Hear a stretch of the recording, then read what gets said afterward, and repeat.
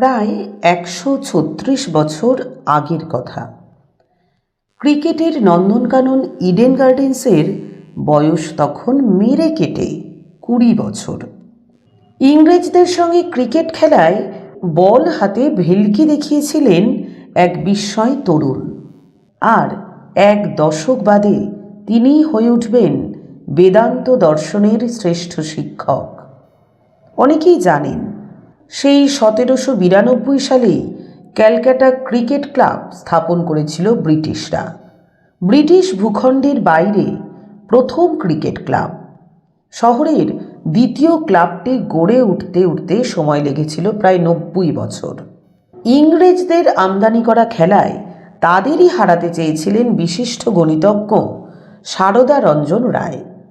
১৮৮৪ সালে তাঁর হাতেই প্রতিষ্ঠা হয় টাউন ক্লাব। ক্যালকাটা ক্রিকেট ক্লাবের সঙ্গে তাদের ম্যাচটি হয়েছিল ইডেনে। বিপ্লবী হেমচন্দ্র ঘোষের কথায় টাউন ক্লাবে খেলতে আসেন ওই তরুণ অলরাউন্ডার।